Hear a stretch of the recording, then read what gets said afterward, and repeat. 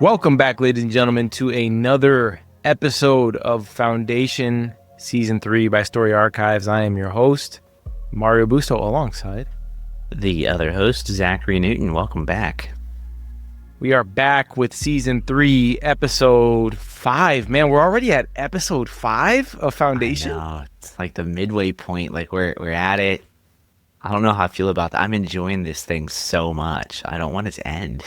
It like, is I've the been best. looking forward to this part in the week, the entire week. Yeah, every Thursday you're calling me saying, you ready for this episode tonight? So that's like maybe the first time in history you've ever done that for a show.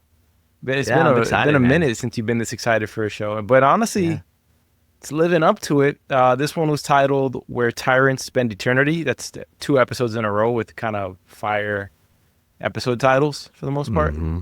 What was the last ones? I have my The notes. Stress of Her Regard was episode 4. Yeah, they're kind of killing it with these episode titles. A lot less day than I expected, and I was a Same. lot more right than I expected I would be in such a short notice, right? I think people are going to start calling cap on some of the things I said. I think in episode 1 or 2, I think we had a wager. I don't think we actually put it down in the books, but we said, who do you think is most likely to die between the 3 emperors? And you said Dusk, and I said Dawn. I said Dawn because it would be the most interesting to have him die. Like, in other words, to have that kind of go up in flames. And he most certainly has to be dead, although it seems that there's maybe a bunch of loopholes to bring people back, because now we found out that Salvor's zygote still exists, so she probably comes back in a future season as well. So that is just a way, for her to have a kid. I will say though, you're forgetting your rule. There was no body. Show me the body. He was suited up.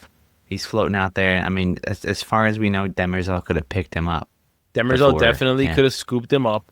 And by the way, how creepy must that camera footage be of Demerzel getting into the ship from the airlock, like in space, right? Terrifying, yeah. Right. By the way, at this point, buy me t-shirts, guys. Send me stuff.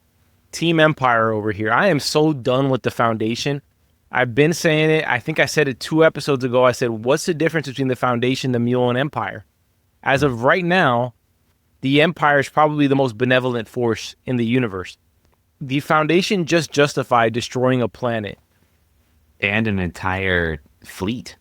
The Imperial And fleet. an entire fleet, which, by the way, I sort of knew was coming. I just knew for a fact that Gale has been... which kind of answers my question, that she's been sort of mind controlling Don in some way, possibly compelling him in some way. And maybe it's kind of maybe 50-50, a bit of it, but she completely used him.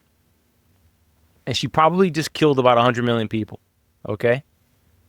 How can we say, it's for the greater good? I'm sorry. If you're on the side that needs to justify killing like 100 million people, the Foundation has lost its way. Harry Seldon is just no different than like a digitized mule. Yeah. I mean, for all we know, that could have killed a lot more than 100 million people. I mean, look at how many people are on Earth alone, not including a potential armada surrounding Earth. Yeah, I was kind of being a little bit, loose with that count. Yeah, but still, you're right. Like, it's a lot of people, dude. It could have been several billion for all we know. If it was an Earth-sized 100%. planet, it could have been like several billion people. Yeah. And Gale, by the way, insane. is not even batting an eye at it, right? Not a tear. It was premeditated. Like, the whole thing was so premeditated. She knew it was going to happen, even if she wasn't 100% sure. Like, those aren't grenades you want to play with. Like, that's just wild. So any part of me that was like holding out, like, hey, Foundation, maybe they're not, the bad guys. This doesn't make me think they're the good guys right now. That's for sure. It's just like everybody has their dark piece to play into Seldon's original math. Doesn't make it good. Just to fulfill a prophecy or something. That's what I'm saying. We're going to do all this just to fulfill a prophecy. We're going to kill billions of people with a B. Yeah, okay. She's bringing the darkness. Which is kind of like drone warfare, right? Like if you got to kill somebody, think about it. Like war, if we had to fight war with swords still, we try to avoid it more frequently, right? Because we got to get up and close and dirty and kill someone up close, you know? Yeah. With a gun, you're a little bit further away. With a missile, further away. With a drone, you're literally in the sky. You're dehumanized. You're desensitized. You know, you're not seeing the person in front of you, so to speak. It's just clicking a button, right? You're not really coming face to face with the consequences of it, right? That's essentially what Gale's doing here. She's just like zoomed out, no attachment to Calgon, which, by the way, thank God Beta and Torin got off the planet. Thank God Han Pritchard got off the planet, right? Because who won't she sacrifice? She's just used Dawn blatantly. And I don't think there's a single fan out there who can actually make an argument in the comments saying, oh, you know, this is for the good of everything. I'm sorry. Just doesn't seem to be. Yeah, no, I don't see how this could be good. I did think it was kind of funny, though, that this was our second episode in a row with no Gale monologue. No, you're wrong. There were several Gale monologues in this episode. In the beginning of this, though, there wasn't. Not the whole big, long thing in the beginning. I didn't hear that. But we had some annoying ones with, like, when Torin had to go back to Haven, and she was like, going back home is never easy. I'm like, oh, my God, here we go. Yeah, those ones bother me a little less sometimes because it's almost just like, I don't know, like it reminds me of like the captions that you see at the bottom of a screen when you like switch to a new planet. It's the ones at the beginning of the episode that always bothered me the most because they're so long and like drawn out. It's like, I said in the last episode, or I think it was last episode. The reason I don't like them is because you're speaking as if you're God.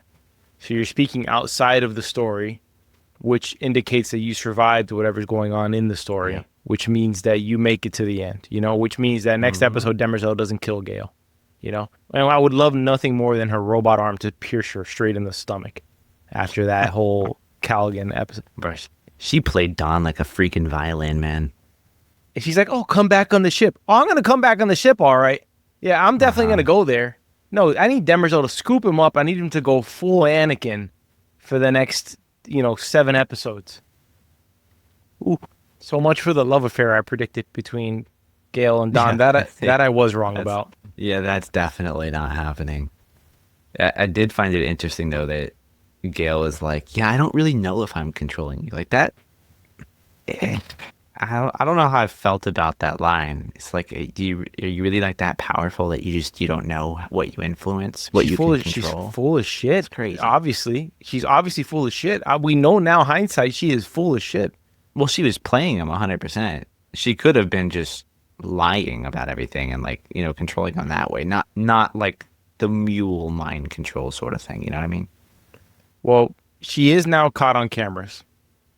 Unless they deactivated all the cameras everywhere.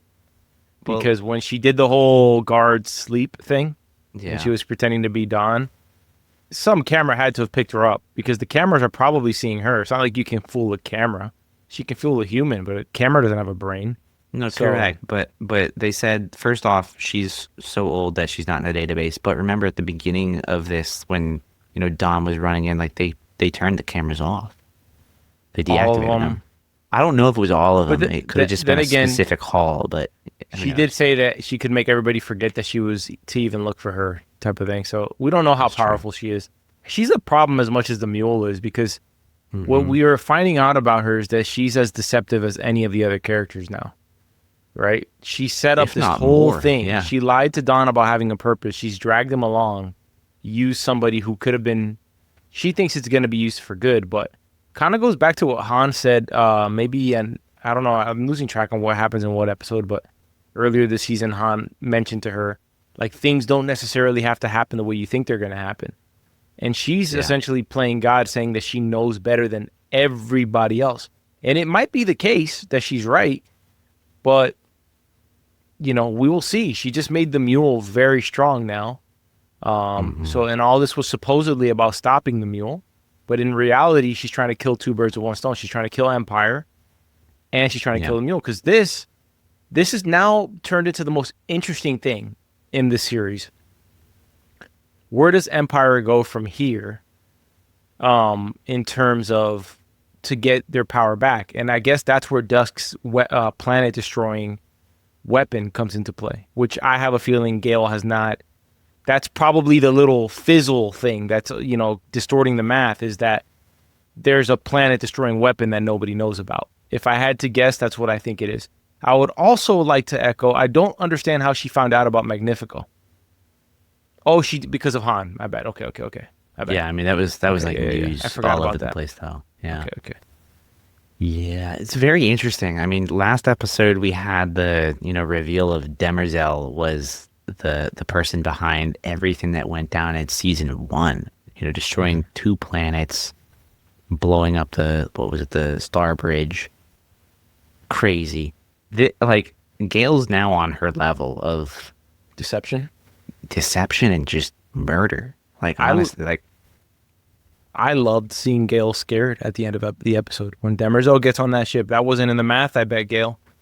yeah. Gale Dornick, I haven't seen you in 300 years. You look well. That's a good line, because funny enough, one of the notes I wrote in this episode was in the scene. What scene did I write it in? I don't know. It was Don and Gale when they were talking about the zygote. And I said, Gale talks with a very similar cadence to Demerzel. Not Don. Gale talks with a very similar cadence to Demerzel. And I don't know if that's a thing that's intentional or not. Maybe it's the trait of somebody who's been around for 150 plus years or 300 years that you don't really relate to anybody. And so you kind of speak like a non-human thing. And if you think about what she did, it was very Demerzel-esque. She killed probably more people than Demerzel, by the way.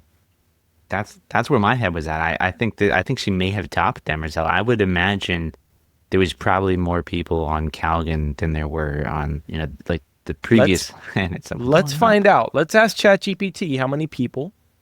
You got that ChatGPT 5 over there, eh? GPT Jimmy. GPT Jimmy. What you should totally name it that. Population of Calgon in the book Foundation. It's gonna say 0. Man, let me see. Give me an estimated number. I can't do that. If we go by the context in Foundation and Empire, Calgon is portrayed as a rich pleasure planet with enough economic and military weight to challenge the remnant of the Empire and the Foundation. A reasonable lore-based estimate would be low-end 2 to 5 billion if most of the surface is luxury estates, resorts, and limited urban sprawl. Mid-range, most plausible in parentheses, 8 to 15 billion, enough to sustain a strong economy and fleet with large tourist infrastructure. High-end, 20 plus billion if it's highly urbanized like the core worlds, but still maintains pleasure districts. Given how it's depicted, plentiful resources, significant political clout, but not a galaxy-spanning capital, I'd peg 10 billion as a realistic Foundation era estimate. That's crazy. All right, so GPT Jimmy is putting Calgon's population around 10 billion. So Gale essentially killed the entire planet Earth plus like 0.3 or 4. Okay? Where do we put Gale now? Gale or the Mule? Put that on the thumbnail, Zach. Who's worse? All right. That's got to be the thumbnail. But honestly, like, the Mule hasn't done much of anything, dude. He like took out like a very small group. I mean, well, let's not forget ships. He did destroy the planet. Okay, all right. Yes, this is true. He did the murdering. Gale just enabled it. Gale and the Mule both held the finger on the trigger here. Like, yes. I guess the Mule was holding the trigger. Gale was manipulating him. Like that. That's really what happened. She totally set this thing off. She knew it was going to happen. So I think she's equal to blame. It's that, until you just said that, the entire time since I've watched this episode, I was like, Gale just killed everybody. I wasn't even thinking the Mule killed everybody. It was 100% Gale just killed the whole freaking planet. all the feminists in the audience, you're like, what about the man? He was responsible for this one, huh? He's the one who did the killing. Blame it on the woman always. Anyways, now they're both, I'd say, If it in feels this sense, equally. And look, we got to take the context of the show, the psychohistory. She's essentially predicting events that are going to occur. In my opinion, it's kind of self-fulfilling prophecies that they're just like deceiving themselves most of the time. Like, oh, the mule's going to become a problem. Well, why is the mule a problem? Why is he a problem? Because you leaked to him that his whole planet was going to be enclosed. He doesn't have his super magnifico anymore to amplify his powers. The mule would have been killed on Calgon if this enclosure worked. Based on what we know, because in this episode, we got one of those Gale all-knowing narrations where she said, Magnifico would be the key to solving the third crisis. F your third crisis, bro. I hope Don's alive and kills Gale. Like, I'm just so done with the Foundation at this point. I want the name of the show to change in season 5 to The Empire. The Empire. That'd actually be pretty dope. I like that. Yeah, I still would say, look, if there's a crazy person with a gun that is like, oh, they're planning on shooting somebody, but then you go and you manipulate them more and kill somebody, basically provoke them and convince them to do it, you are freaking responsible, man. You're the one that made the moral decision to force that hand. And then the audacity to gaslight Dawn. We'll do this back when you get on the ship. We'll talk about this when you get back on the ship, as if she just didn't kill 10 billion people. Mind you, he killed an innocent person. He killed the hooker. Yeah, if she was a hooker. We don't know. A courtesan is a much more rebranded term in the Empire. Is that what they call him? A courtesan? No, of course not a courtesan. No. What do they call Song? What is her name? They call her was it a courtesan? No, I don't think it's a courtesan. What is a courtesan? I don't remember. I was trying to think of the name of this. I'm like, it's not a horror. What is it? I don't know. What is it's a companion? Some sort of companion. What a Google search. What mistress, is a whore in a royal court? Oh man. Is he gonna give me? It says courtesan. Really? Okay. Courtesan. I guess you're right. Courtesan. I don't know why it sounds so wrong coming out of your mouth. Because a courtesan sounds very fancy. Yeah. And maybe it is. Either way, he killed her. Yeah, he did. Very Game of Thrones vibes this season, huh? Very high stakes. Yeah, really high stakes. Was surprised we didn't get more Day. We started the episode with him biking down to, what's the name of that area? Mitochondria? What is Mycogen, bro. Mitochondria. Called it mitochondria on my notes because I couldn't remember. Is Mycogen. I agree with you though. If there was anything for me to be disappointed about, it was probably just too little Day. Like almost to the point of like, why put that in this episode? I feel like we could have just had that in, I guess, the next episode where it's all focused around Day. Maybe we needed to fill up a little more time. It wasn't the longest episode. I am interested to know what's gonna happen. I mean, we got that with 2 characters in this episode where it was very short. Day was the shortest. Demerzel was not concerned at all with Day. She says that he's not going to be a bother anymore. I think that probably changes things. What happened with Dawn? And I think Day might be necessary now. I could be wrong. I don't know what's going to happen with it, but we'll find out. And then we had the Han Pritchard situation where he's been detained by the warden, who's about as useless as a character as you can have, but he had his baddie girlfriend lock him up, so I'm assuming she might have left him like something to get out of there, or maybe not. Butt naked. She took his necklace and everything. She's butthurt that he wouldn't sleep with her. Like she took the She's thing. Butthurt. Nah, he's butt naked. Oh, true. I thought that was his girl. She has the hots for him. I guess he doesn't have the hots for her because he's banging Gale. Because he likes Gale, yeah. Yeah. That's why he was wearing the necklace thing, right? As she knows, like, if there's some other girl. So you don't want to sleep with me? Fine, I'll take your necklace too. Yeah, we didn't get too much of Han Pritchard in this. No, that necklace was Gale's necklace.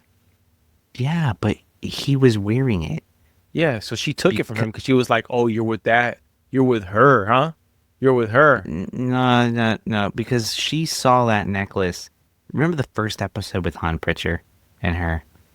She wanted, like, after they got burned up. Yeah, they were all taking off their clothes and stuff. He was wearing that then. Yeah.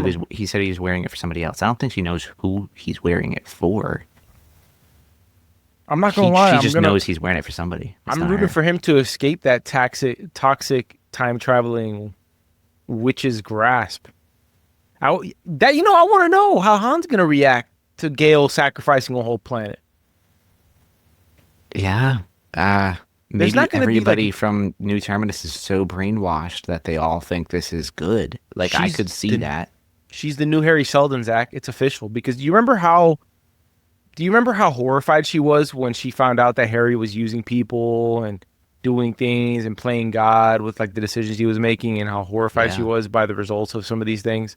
Mm-hmm. Now look at her. Yeah, she's doing the same damn thing. It's good for the goose, huh? Yeah. I don't think I've heard that term before, but It's good for the goose. It's good for the gander. okay. We'll roll with that. You've never heard that too? I think I've heard the latter half of that. I didn't recognize it from just the goose. Yeah. What do we think's gonna happen with Day in Mycogen? Seems like a pretty powerful group down there, and we heard about this character named Sunmaster 18, Mm-hmm. which is an interesting name. Feels I like mean- James Bondy. Sunmaster 18. You figure I there were feel- 17 before him. Hey, you know what's It's possible. interesting? What? What was the name of the Cleon, the number of Cleon that went down to Mycogen? Oh, I don't think it Go was get the tools. 18. I think it was Cleon. I think there's been 17 Cleons since then. No, am I wrong? I'm probably wrong. on It that. was I think I'm the wrong. original Cleon that went to Mycogen, right? Yeah. Because I'm remember just in the wondering, flashback, how many Cleons has when there Dave been was since talking to then? Day. Is this 25 Cleons already at this point? I think it's around that number. Let me see. Could have swore he identified himself as like the number 25 Cleon or something like that. Could be wrong. I It am feels right. Cleon. Like around 25 feels right to me. Hell's wrong. Well, either way, there's been Sunmaster 18, so maybe there's been like a sort of Emperor down here too. There's been 17 of them. This is the 18th iteration of Sunmaster. They got some interesting, powerful weapons though. Yeah, they do. In terms of what happens today, I would assume he tries to negotiate and it doesn't go very well. They do seem pretty powerful. It'd be a shame not to see them use some of their strength. I'm curious to see like what is so important about Mycogen though. So I am excited about that storyline. Plus, it's just Day. Like I'm always excited with a Day storyline. There has to be something, right? Because the whole thing now is Gale all right? Is Empire gonna die, or is this something that they can change? And my hope is that they could change it, and that the Mule is not able to take over. Yeah. Because that would be kind of boring. So he's just gonna show up and do what he did in Calgon, pretty much. Because now his next move needs to be to go get Magnifico back, right? And Beta and Tauren are essentially on the run. They're gonna take Randu with them to, where were they heading again? They were gonna use New Terminus, right? They were gonna use yeah. go to a new terminus, and they were gonna use Magnifico as like the ultimate bargaining chip, because they need him, because the Mule's a problem, and it is true they are going to need him, which makes Tauren and Beta low key the hottest commodity in the entire, universe at this point in this show. Yeah. Yeah. He's That'll kind of be an like their interesting Chewbacca, line. Zach. Wow, that is an interesting comparison. He is. He's kind of like their Chewbacca. Like nobody really understands him, Yeah. but he's powerful. I could see that. I feel like I do think he's got something more than just the ability to like play this instrument. Part of me wonders like, can he control people's minds with it, similar to how the Mule and apparently Gale can control people? What do you think he can, or do you think it's literally just like some amplification device for people with those powers already? I just think he's Eddie Van Halen with that thing, bro. Honestly, that's all I think it is. I think he's Jimi Hendrix with acid tabs in his temples melting into his brain as he plays. That's what I think he is.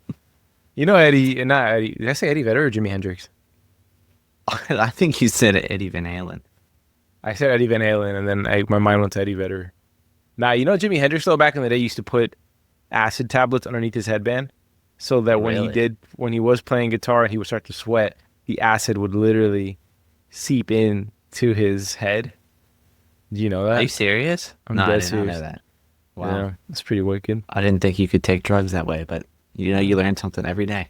I kind of want to fact check that. It's a bold statement. Let I me, do kind of like Randu though. I wasn't expecting him to be as likable as I felt he was in this. talk about Randy a little bit more. I mean, he just reminds me of some, I don't know, some traitor from like a Marvel movie or something. But I like him. I think he had one of the best lines in this episode with the whole marriage thing. I thought that was pretty funny. You like the I whole would thing love that he a, didn't know what marriage was? but yeah, he's like, I don't know all much about all this marriage stuff, but you picked a good husband. Tony's like, wife. So I thought that was funny.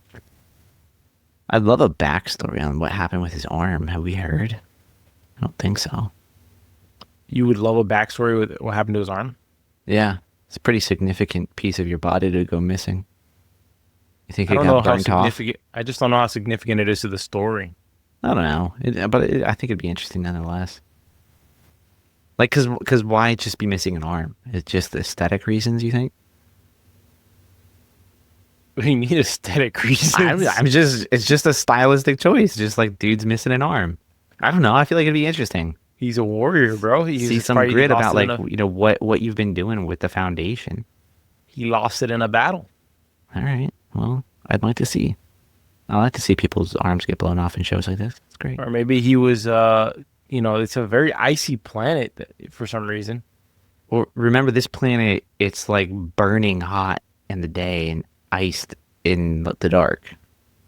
And ironically it's called Haven, which is Yeah. funny. Yeah.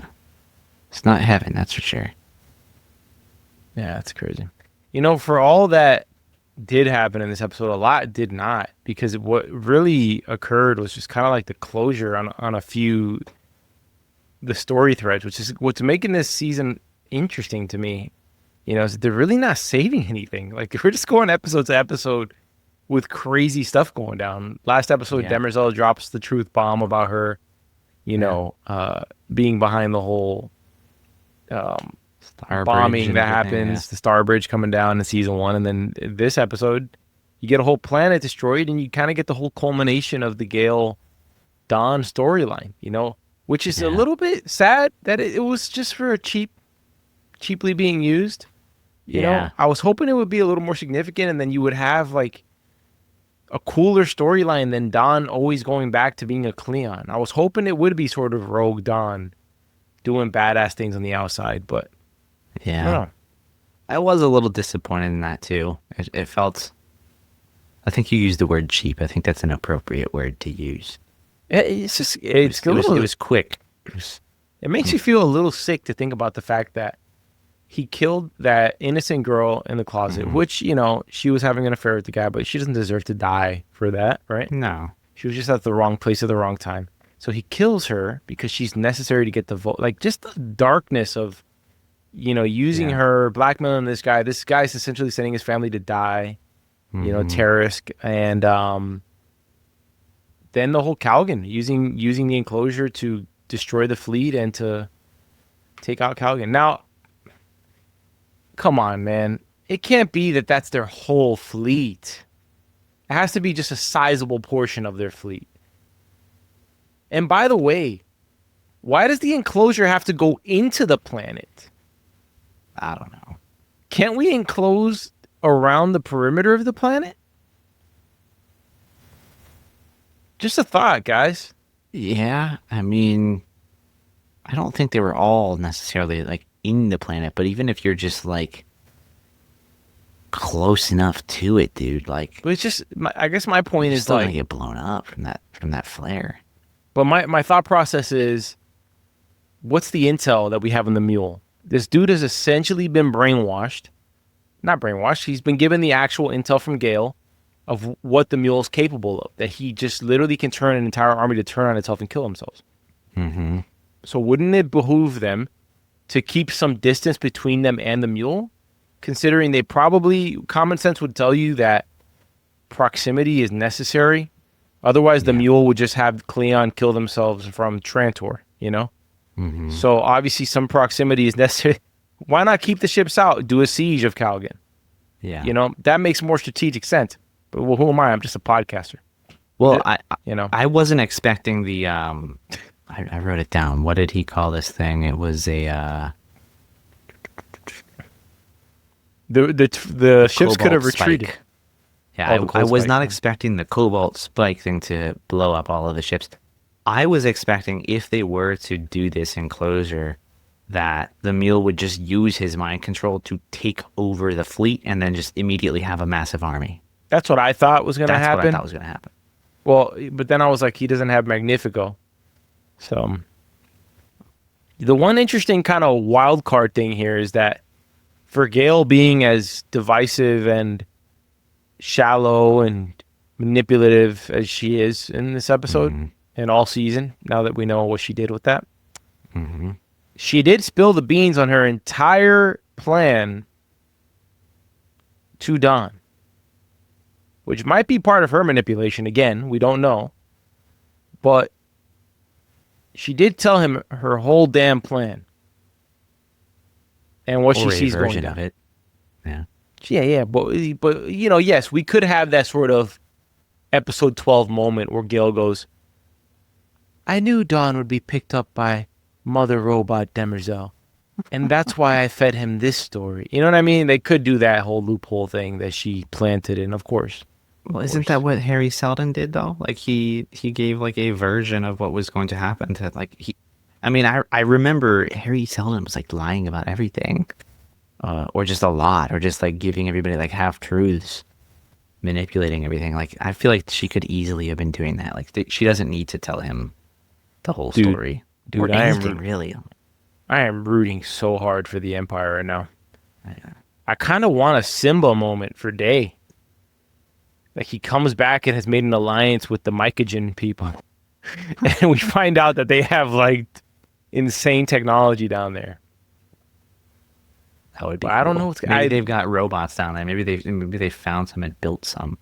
I have literally no idea what's going to happen next episode. I would have to assume that this dude is going to go after Magnifico and then go after Trantor. So we still have more than half of the season to go. Well, I am excited for the season. We also haven't seen Harry Seldon yet on Terminus, really, outside of that one encounter in the vault. But the vault hasn't opened. He hasn't come out yet. I am getting fed up with the Foundation. So, which one? Both of them? Both of them. All of them. All of them. They should have never gave him that planet. They should have killed him right where he stood in Trantor. Well, you can thank Demerzel for that. Yep. Kind of love it. All of them should die. The Foundation, Empire, and the Mule. All three of them. Let the traitors take over. Yeah, I was just going to say the traitors seem the most innocent out of everybody at this point. Yeah. I think the traitors might be the resistance. Yeah. Right? They want nothing to do with all this BS going on. No, they want out. They want a seat. I was laughing with Torin in this episode when they get hit by the mules, the weapons. Yeah. Oh, sweetheart, how bad was it, sweetheart? He's like a cartoon character. He's very funny. I like him. Yeah. Him and Beta are probably a bit. Him and Beta are probably my favorite characters at the moment in the show. They're definitely the most, dare I say, unique? I shouldn't say unique. They're the most likable going on. And the little trio, that the fact that they just saved Magnifico, you know, she's not going to use Magnifico, let's be honest. And Randu's not a bad guy. So I think he doesn't seem bad. The whole Mallow family is just going to probably be like the fan favorites if I had to guess. So, yeah. Well, unless they happen to blow up a planet, but we'll see. All right, predictions real quick. Do you think Dawn is dead, or does Demerzel scoop him up under her poofy dress? I don't know about scooping him up under her poofy dress, but no, I don't think he's dead. I'd be very shocked if he were dead.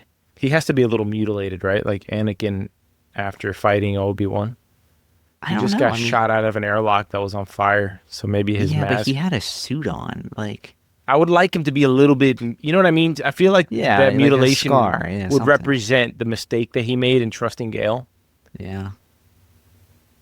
You know Yeah. what, man? I A wasn't mark you would have to expecting live with. for the counsel that he was given to not do the enclosure to actually be the right thing. And it was the right thing. Well, the right thing was to do the enclosure, but to do it successfully without leaking it like Gale did. Yes. Yeah. Yeah. Do you think Salvor comes back to life? No, I don't think Salvor comes back to life at all. I just think we'll have some child from her to continue the lineage of Gail Dornick. Oh, God. Do you think Gale dies? Huh. Would be a fun twist. It would be a very interesting twist. I would definitely say there's a high possibility that she dies because I mean Her narrations wouldn't make any sense. no they would, but I mean maybe she dies soon. And the narrations Like, die with her? yeah, that would be awesome. I mean we've got Harry Seldon who got carried off in a fiery chariot to heaven or wherever the heck he went. So I mean maybe Harry Seldon a real reincarnated version of him or some robot version of him or some spiritual version of him. I don't know. Maybe he comes back and Gale's gone. Because I feel like we have to have somebody that can understand psychohistory. Like, I feel like the show revolves around psychohistory so much. Every decision that's being made everywhere is based off of this math. I'm It's 3 all seasons about in this and I math. So I don't feel like we understand it. have to have somebody, Gale or Harry, that can read the math. Seems like Demerzel can read the math, right? Maybe. I'm not sure if she's truly reading the math or just reading a map. It feels different because like I would assume that because she's a robot, she's extremely intelligent, so maybe she could, but there's also so much about the Prime Radiant that she doesn't even understand or doesn't even know about. Like all of his hidden messages and everything that Harry had, it would have existed in both Prime Radiants because they're connected. Maybe she just didn't think it was necessary to kill an entire planet. Demerzel? No, she would be fine with it for sure. Yeah, she killed two. All right, so what's going to happen next episode, Zach, before we get into categories? Let's give our what do we think happens next episode. I mean, we got to go back to Day. I think Day is going to, try and negotiate. I don't know what he's going to negotiate or what he's really looking for beyond his girl down in Mycogen. I just don't think it's going to go his way. I feel like we're going to have some sort of struggle. It seems like he's going up up against the force. So I definitely think we're going to get that.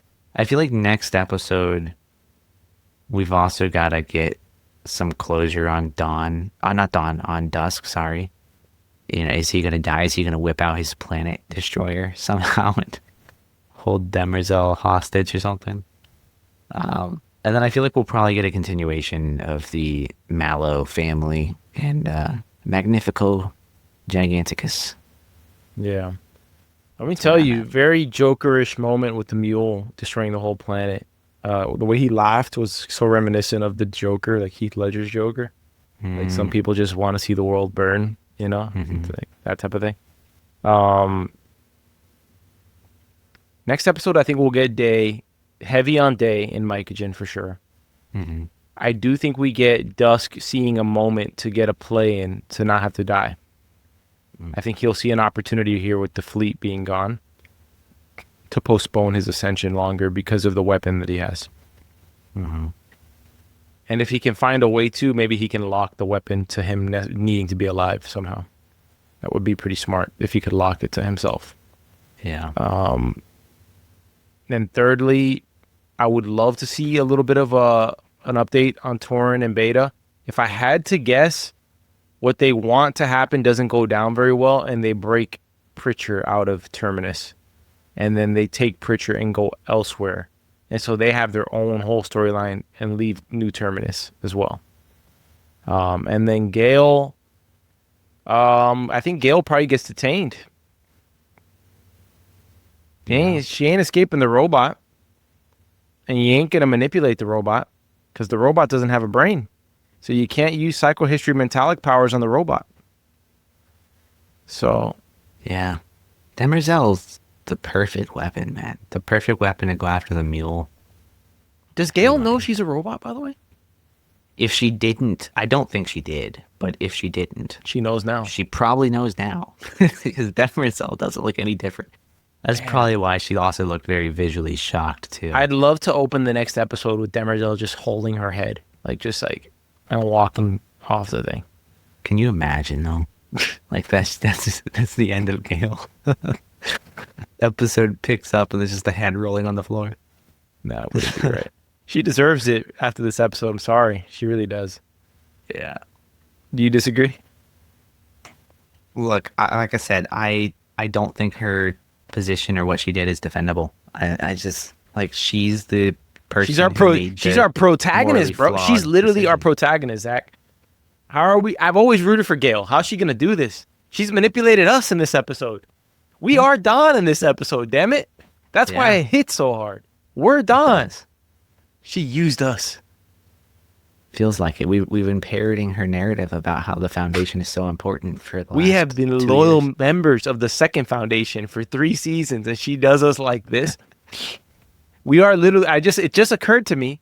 We are all Dawn. All of the viewers in this episode have been deceived by Gale because we were always on the Foundation side. Not me. Yeah. I was slowly moving towards Empire in the beginning of this season, and I started getting the inklings a little bit. So I probably would have called bullshit a little bit sooner than Dawn did, but nonetheless, we are all have been duped by Gale.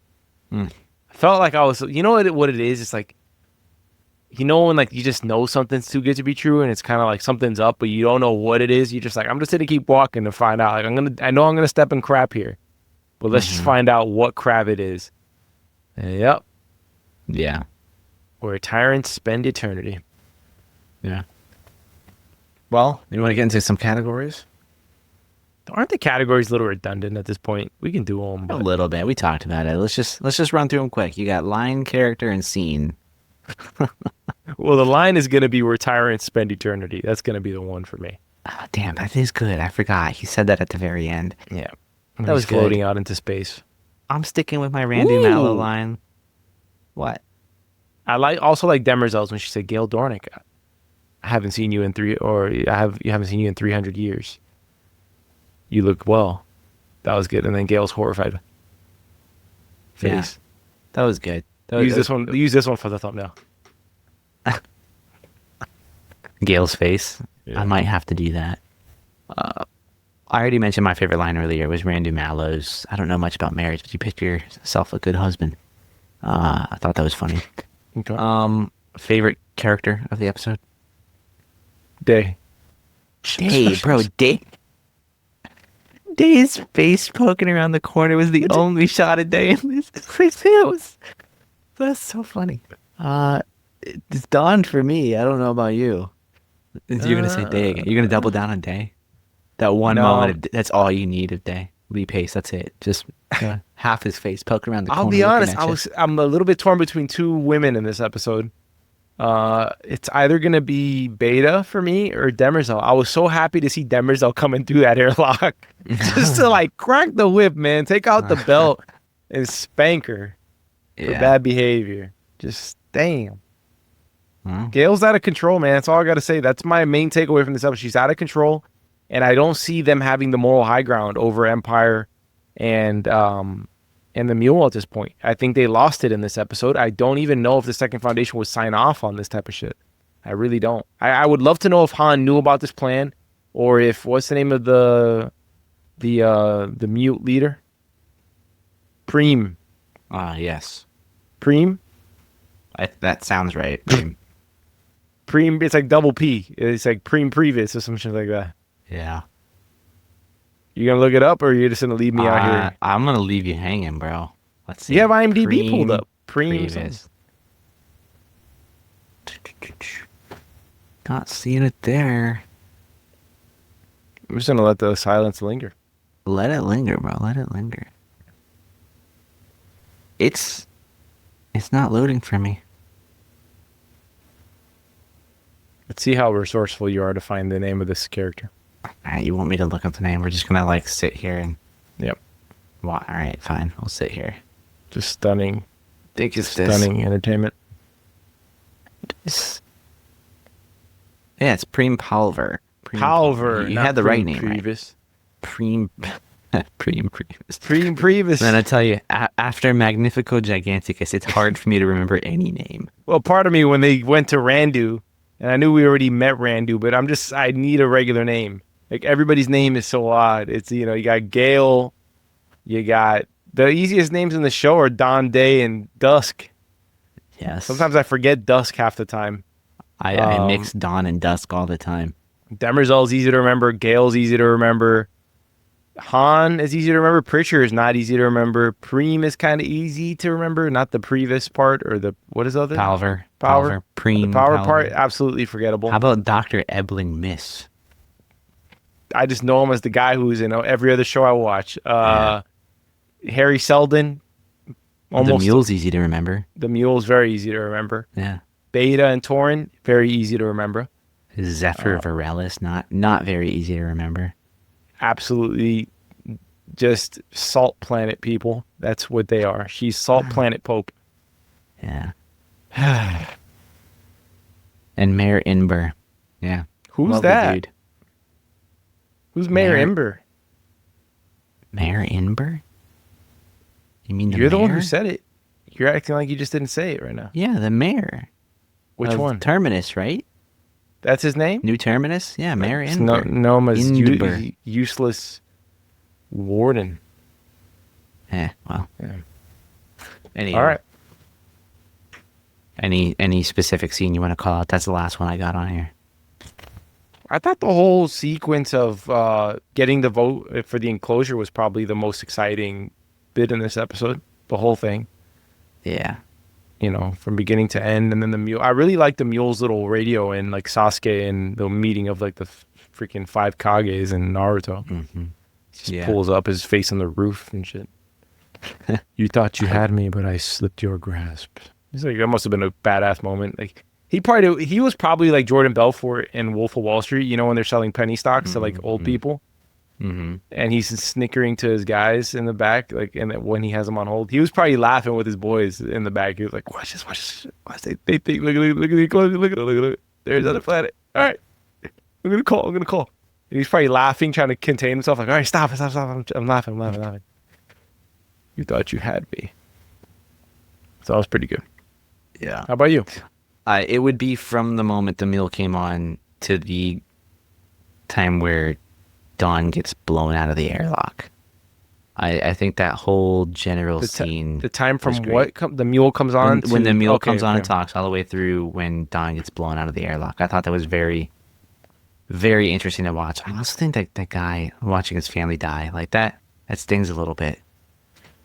So, I thought he did good. He can thank Gail Dornick for that one. Yeah. She really brings it out in everybody. All right. That'll just about do it. I hope you guys enjoyed this episode. We hope you're doing well. And stick with us as we continue to cover Foundation Season 3. We're going to have the next episode coming next week. And Zach, anything else to add? Anything going on in your life, sir? Oh, going on. Gosh. There's this YouTuber that I watch that covers all of these Apple updates all the time. And I saw a video from him a few months ago, and I'm like, I know that place. Like, I saw a photo. I'm like, I know where that is. And I just ran into him at Costco last night. So oh, yeah? Cool. What's his name? Are you allowed to say his name? Yeah, Brandon Butch. I don't think I've heard of him. I believe. Let me look him up on YouTube. Brandon Butch. I watch his channel all the time with all of the updates. He goes into pretty technical detail with everything.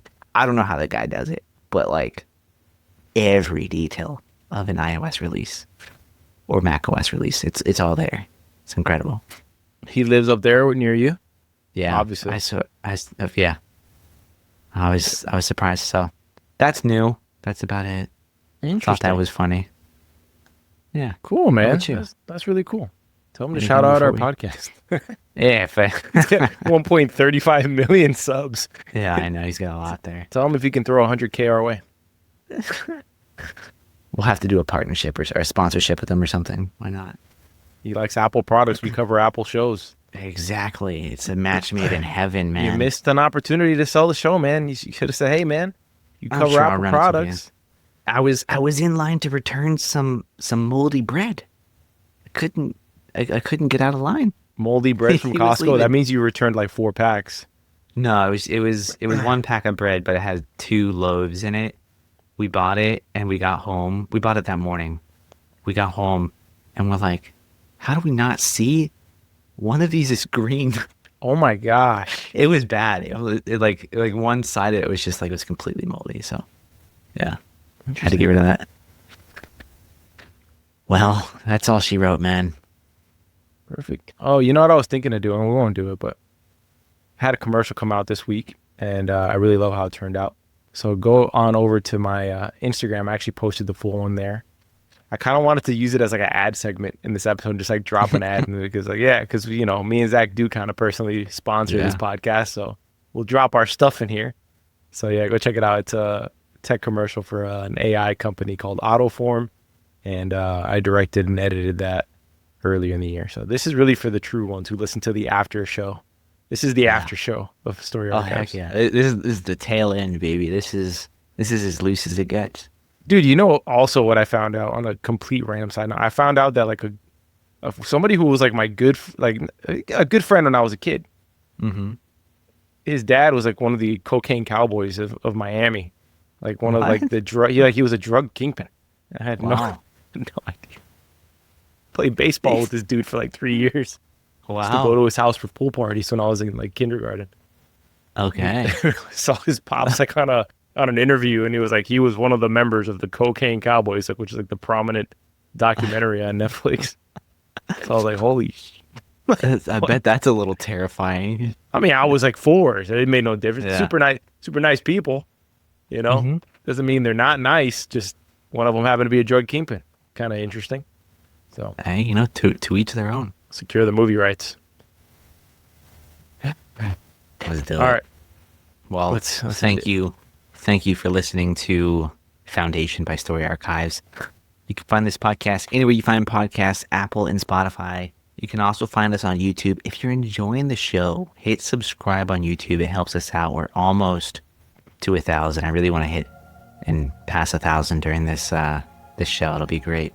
Yes. But you know, you can also visit our website at soapbox.house, and you'll find links to all of the other places we are on the internet. Perfect. All right, y'all. Have a great weekend, and we will see you on episode 6 of Foundation. Until then, peace out. Peace.